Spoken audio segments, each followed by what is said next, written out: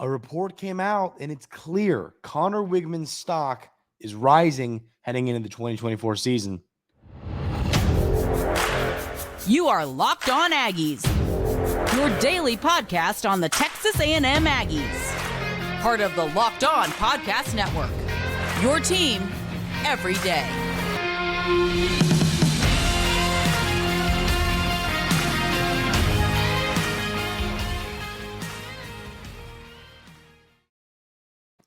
Welcome on in to Locked On Aggies. I'm your host, Andrew Stefaniak. Thanks for making Locked On Aggies your first listen every single day. Today's episode is brought to you by FanDuel. Make every moment more. New customers join today, and you'll get $200 in bonus bets if your first bet of $5 or more wins.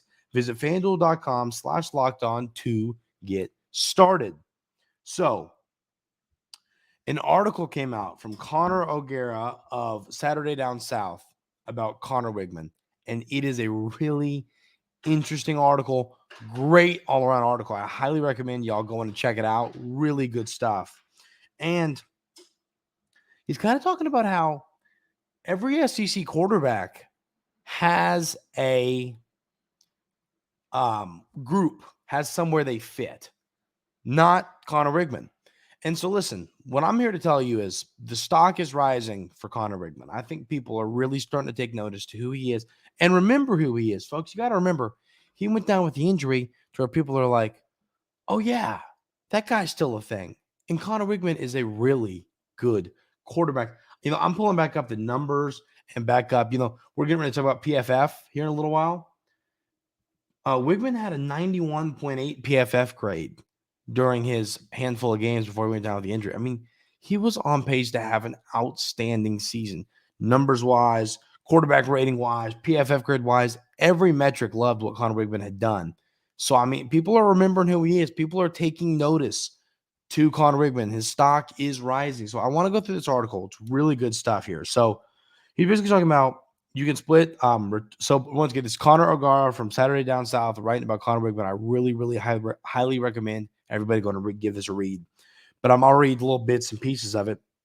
He says, you can split returning SEC quarterbacks into groups. There are the 5 fresh guys off New Year's 6 Bowls. Carson Beck, Jalen Milroe, Quinn Ewers, Jackson Dart, and Brady Cook. Then there are the talented quarterbacks in waiting who will be first-time starters. Garrett Nussmeier, Jackson Arnold, Lenore Sellers, and then Nico. His last name's going to be a tough one. The kid from Tennessee. That one's going to be an interesting one to learn. Returning starters who flashed potential but ultimately weren't world beaters, Graham Mertz and Peyton Thorne. I don't know what they flashed, but I'm not going to fight them on that one. And then there's the transfers. Blake Shapen at Mississippi State, Diego Pavia at Vandy, Brock Vandegrift at Kentucky, and then Taurean Green at Arkansas. And then you got Conner Weigman. Weigman does not fit into a box with this batch of SEC quarterbacks, so he's the only one in this group. He then goes on to say, a lack of preseason all-SEC love doesn't mean that Weigman is lacking all SEC upside. And that's what O'Gara is arguing in this piece, is that Conner Weigman is a player who could be an all-SEC player. And it's kind of what I've argued, is he's not going to be ranked there. He's not going to be predicted there. You're not going to see Conner Weigman preseason this, preseason that. It's not going to happen because there's just so many guys who are a little bit more deserving of that. They played last year. That's just the reality. But that's not to say that what Weigman is going to do on the football field this season won't have him receiving those honors at the end of the year. So it's kind of like when I've seen some different folks do quarterback power rankings, and I've said, listen, like Conner Weigman's not going to be ranked super high in this, and that's okay. We understand that. But when you do this again at the end of the season, it would not surprise me for Conner Weigman to be a top 5 quarterback in the SEC with the upside of top 3. I mean, that's how good he can be. So he goes on to say he's got to stay healthy. Pass protection has to keep him healthy. He talks about, this is the only thing about the article I disagreed with, was he was super high on the transfer receivers, Cyrus Allen and Jabri Barber. I'm not high on them. We talked about them on yesterday's episode of Locked On Aggies. But, I think that there's some really good guys on roster. What I'm saying, he kind of acts like he goes on to talk about how Allen could be the next the Trey Harris kid from where did he put? Was it South Carolina?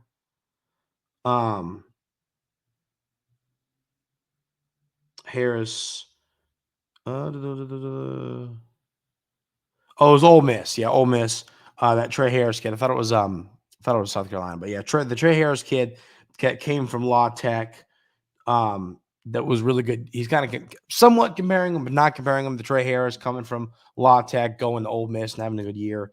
I don't think you're going to see Cyrus Allen. You know what I mean? Like, I think that they're going to be fighting for a little bit of playing time here. Same with Jabri Barber. I mean, I had a lot of folks comment and say, listen, I think Micah Tease is they said, Andrew, listen, I think you need to be a little bit higher on Micah Tease. So, I think they're a little high on some of these receivers. That's the only thing about the article I really not totally in on. Not to say that they're not going to see the field and that they're not going to play. I'm just saying I think that there's some other really good guys in that room.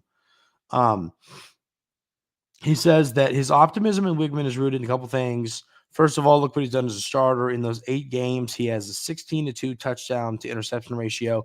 The 2 picks, against Miami. One, and Smith fell down, and the other, he was just trying to make magic happen on 4th down.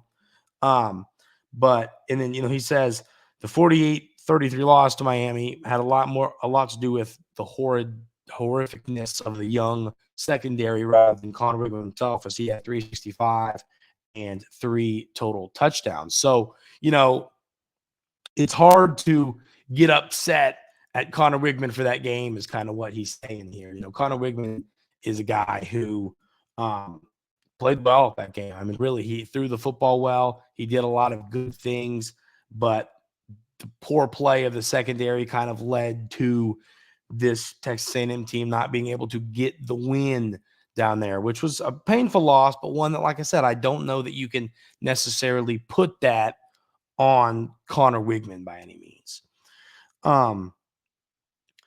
And then you went on to talk about just how good his quarterback rating was, 158, a whole bunch of games. It was up there with Quinn Ewers. He had really good numbers, a really good quarterback rating, great numbers. So what I guess the premise of this article, and the reason that I loved this so much and wanted to talk about this, was kind of, I think it's what we've been saying here on the show, ladies and gentlemen. It's what we've been saying here on Locked On Aggies for weeks and weeks and weeks now, is that Conner Weigman is a player that has a really, really high upside. That's the whole argument we've been making, is his upside is through the roof. He's not, and exactly like I've said, he's not going to be ranked there heading into the season. I don't think you're going to see a huge Conner Weigman hype train like you're going to see here at Locked On Aggies. That's not going to be a thing. But I do think when you look back at the end of the season, compared to where Conner Weigman's kind of being projected now to where he's going to be at the end of the season, is going to be a huge difference. I really do think you're going to see Weigman have a good year for the Aggies. And, and I'll be honest, we've had this discussion time and time again here on the show. I've had folks comment and say, well, Andrew, I don't think I think you're a little bit too high on Weigman. I think you should be thinking more about some of these other quarterbacks. And ladies and gentlemen, I'm not denying there will be a quarterback battle. I'm not denying the talent of Marcel Reed and Jalen Henderson. I'm simply saying I think Conner Weigman is going to be a really good player in the SEC. And I have folks in the comments, it's 50-50. I have folks that are all in on Conner Weigman, and then I have folks that are, in on Marcel Reed and in on Jalen Henderson. And listen, I just think folks forget what Conner Weigman was because I think recency bias plays a little bit into that. I think folks, remember, Marcel Reed, the new shiny piece, he was incredible in the bowl game. Jalen Henderson was incredible when he was in the field before going down with his injury in the bowl game. So I think folks just kind of remember that and forget what Conner Weigman is. I'm not saying those guys aren't great. Those guys might not be the future after Conner Weigman moves on. But I think right now it's Conner Weigman's show, and I think he's going to put on a really, really he's going to have a great year. I think he's going to be incredible for the Aggies. And it's good to see, Connor Gar is a writer I really respect. It's good to see him putting some respect on Conner Weigman's name. So I was really happy to see that. On the trend of talking about some stock risers, it seems like the stocks are rising a little bit for Conner Weigman. Let's talk about some other Texas A&M players that I think are going to have really good seasons and have a better display on the field next year than they did last season. We will have that conversation coming up right here on Locked On Aggies. But first, I want to tell you about our friends over at FanDuel. Happy Super Bowl to all who celebrate from FanDuel, America's #1 sportsbook. If you're like me, Super Bowl Sunday is all about scoring the best seat on the couch, grabbing your favorite football snacks, and placing some super bets. It's going to be a fun Super Bowl, ladies and gentlemen. Lots of interesting narratives, a lot of fun things to follow. Is it going to be the Chiefs? Is it going to be the 49ers? I just think it'd be so cool to see Mr. Irrelevant win a Super Bowl. And I know the rumors of, well, he's a game manager and he's this and he's that. I just think it'd be so cool to see Brock Purdy take this team. And I'm a big Christian McCaffrey fan. I'm a big Ayuk fan, big Deebo Samuel fan, Kittle fan. It'd be really awesome to see this team win a Super Bowl. Listen, I'm not a Chiefs hater. They've won a lot, they've got theirs. I want to see somebody else get one. And I think the 49ers are a really good team and they deserve one. It'd be really cool to see Brock Purdy win one. FanDuel has so many ways you can end the season with a dub or 2 or 3. Not only can you bet on who will win Super Bowl 58, but FanDuel also has bets for which players will score a touchdown, how many points will be scored, and so much more. New customers join today and you'll get $200 in bonus bets if your first bet of $5 or more wins. Just visit FanDuel.com/lockedon to sign up. That's FanDuel.com/lockedon. Make every moment more with FanDuel, an official sportsbook partner of the NFL. So I've got some players here that I think could raise their stock in 2024 and just flat out have good season. So the first guy I've got is LeVeon Moss. I'm really convinced that Moss is going to have a massive season. I just think the running back room as a whole struggled. A lot of players in and out of the lineup with injury. I think Moss is just a great football player. And once again, he was on and off the field, so he's got to stay healthy. But that's going to be the case with everybody. Obviously, you can't have anybody going in and out. You got to keep him healthy. Got to keep him on the field. But LeVeon Moss I just think he is such a good running back, and I think that he's going to have a good year. I think that a new scheme from Coach Colin Klein. I think better offensive line play, and once again, better offensive line play. As we just heard talking from Connor O'Gara from Saturday Night South, talking about Conner Weigman, they got to keep him healthy. Conner Weigman is only going to be as good as his offensive line, and I talk about that all the time. The offensive line play is so important because it's always going to elevate the rest of the offense. If you don't have offensive line play, it's going to be hard for the running backs to, find holes. It's going to be hard for the receivers to have time to get open and, the quarterback have time to get the football to them. So, it's a lot's going to come down to this offensive line, but I think LeVeon Moss is going to have a really good season. And I think he's going to run for a lot of yards, folks. I think he's going to have a good year. I think he might take over as the guy a little bit, which will be interesting because you have so many good running backs in the room. I like the new guy from Stanford and Smith. I like who you got, and Daniels and Owens. I mean, we're going to talk about Ruben Owens here in a little bit. But I just think LeVeon Moss is going to separate himself and really be that guy. The next guy I got here is Bryce Anderson. I just love his versatility when it comes to being a defensive back. He can do it all. He can play it all. A guy last year that we're going to talk about his PFF grade in a little bit, didn't have a bad season. I would say it didn't have a great season. I would say he had a good season. Which compared to the rest of the secondary is, not a bad thing. Let's be honest with ourselves here. So Bryce Anderson's a guy. I mean, I think he's the one real returner that looks good to really start in the secondary. And I mean, we're going to get to who's going to start here, who's going to start there. I want to get through signing day. That's coming up soon. I want to get through all that stuff, and then really look at this roster. What do you got heading into, the practices coming up and the game coming up. So that's kind of what I'm looking at here. I think that Bryce Anderson is the one guy that really does have a good shot at starting from last year's crew. Because there's a lot of guys coming back that didn't have a great year. A lot of young guys coming back. Some of the young guys that I wouldn't be surprised to see sneak in there. But with all these guys you brought in via the portal in the secondary, it would not shock me at all to see not a ton of returners out there playing. But Bryce Anderson's one I think you will see out there, and I think he's going to have a good year. The next name I have here is Donovan Green. This is a super easy name to have in this conversation because he, of course, did not play last year with the ACL tear. But, folks, I'm so high on what he's going to do. I think Donovan Green is going to have an absolutely incredible season for the Aggies. I've talked about it.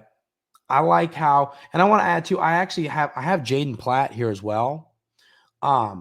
And he's a player. It's going to be interesting because, listen, they brought in a couple tight ends at the portal.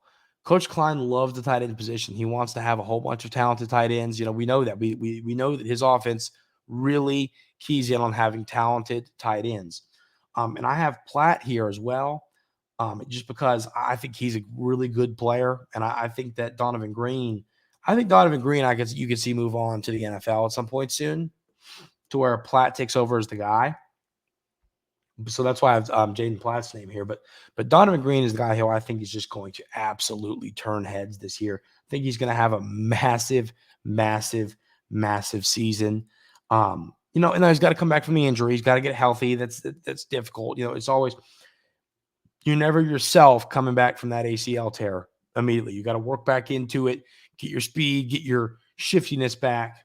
But I mean, I felt the same way about Donovan Green heading into last season before he went down with the injury. It was a really unfortunate injury for this roster. So I think getting him back and getting him healthy is going to be a real plus for this team. And on top of that, I think he's a good tight end that's going to make this team better. So he's a guy that I think folks are forgetting a little bit about just because we haven't seen him last year because of the ACL tear, but he's a dude who's going to have a good year.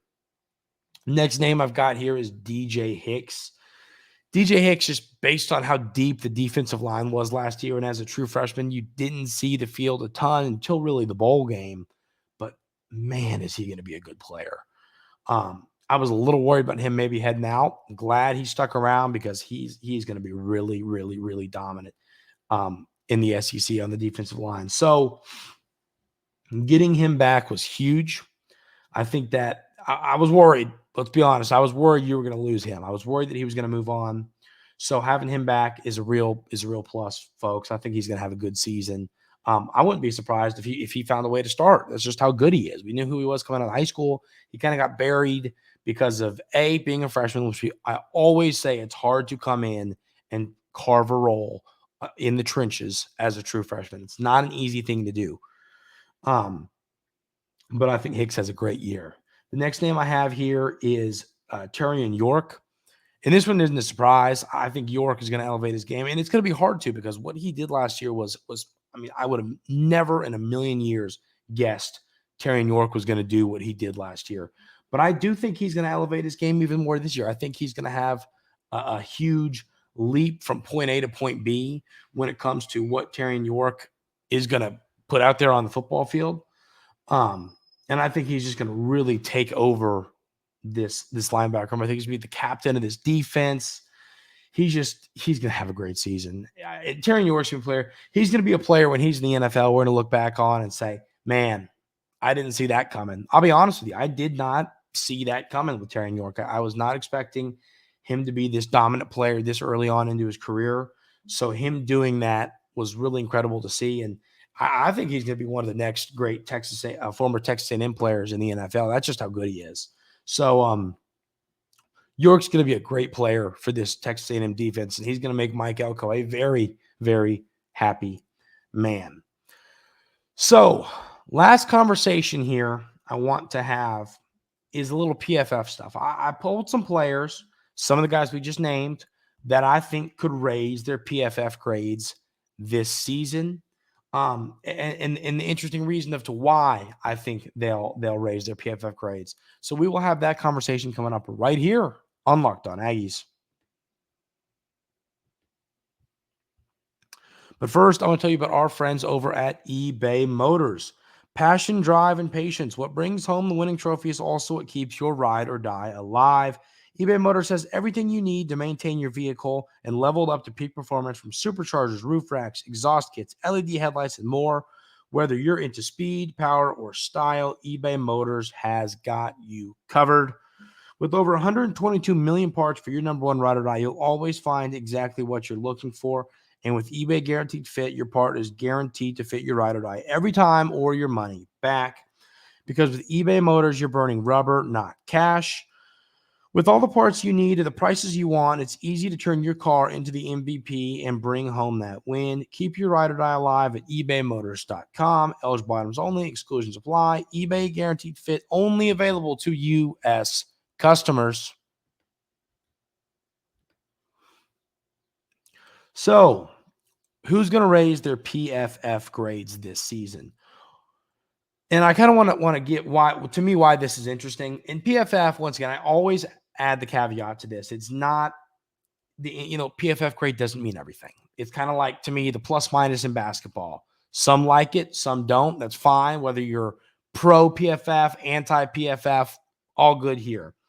But I think what's interesting is, so a player like Shamar Turner, great PFF grade, 76.6. Anything above 70 to me is a good PFF grade. Anything above 80 is a great PFF grade. And if you have something above 90, then you are superhuman. Edgerrin Cooper had a 90. Weigman had a 90 in the handful of games he played.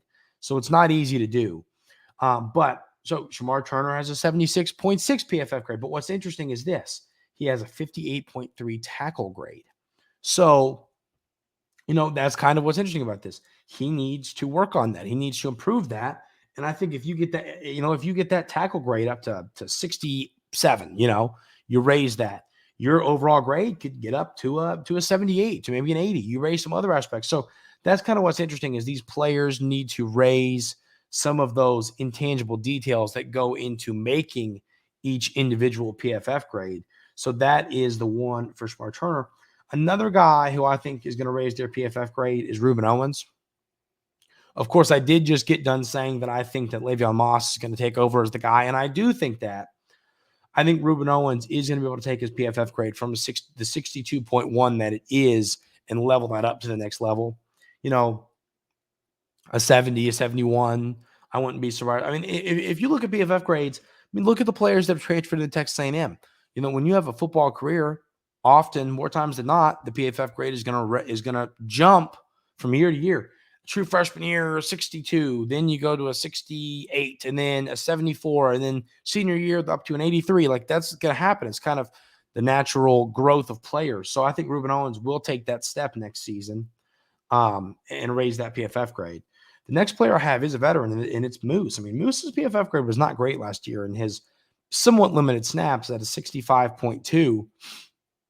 And I believe in Moose. I believe in the player he is. And I think everybody here at Locked On Aggies, I think as a community, we all agree there. I think we agree Moose is going to have a good season. So I think 65.2, that grade, I think he's going to lap that this year. I think you could see him putting up a 75 PFF grade. I wouldn't be surprised. And I took down all the PFF grades so we can kind of compare next year and say, how did they raise from year to year? Because to me, that's a little interesting. We'll do that after next season, But, Moose is a player. I wouldn't be surprised if he had the largest leap on the team, if he took this thing up 12, 13 points on PFF, which is really hard to do. But he's a veteran player, and he didn't have his best season. He wasn't out there. He was misused, mismanaged, whatever. I think if used properly, we know what he can do on the football field. The next name I have is Jahdae Walker, who had a 73 PFF grade, which, once again, If you would have asked me at the beginning of the year, how many snaps is Jahdae Walker going to play and what's his PFF grade going to be, I'd have been like, well, he's going to play 40 snaps and he's going to have like a 63. I mean, he was incredible. And I think that he has a shot with Moose and Noah Thomas, who I also have down here. Noah Thomas at a 71.2. I think all three of these receivers raised their PFF grade substantially. I do. I think they're going to take the leap. Now, is someone going to take over as the 1, 2, and 3? Yes, that will happen. But I do think that you're going to see these guys elevate their PFF grades from year to year, take that step to the next level.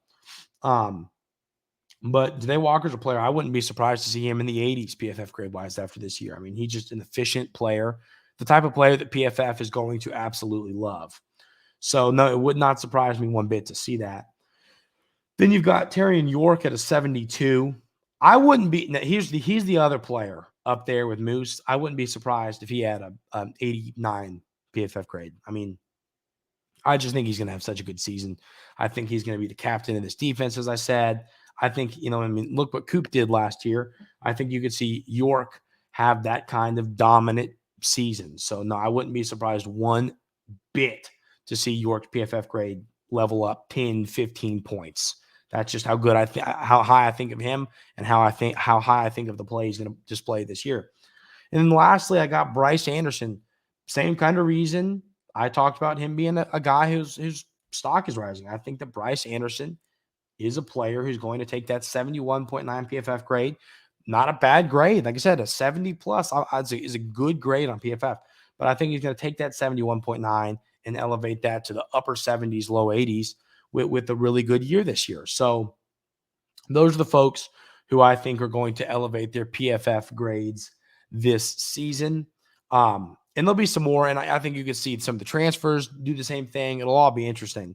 But those are the guys who I think you could see elevate their PFF grades. That is going to do it for today's episode of Locked On Aggies. Thank y'all so much for being here every single day. I really do appreciate it. And once again, we're going to have a lot of fun stuff coming up with the signing day, a lot of interesting conversations there. So thank y'all for being here. A lot of fun stuff coming. Everybody have a great rest of your day today, and we will see you tomorrow.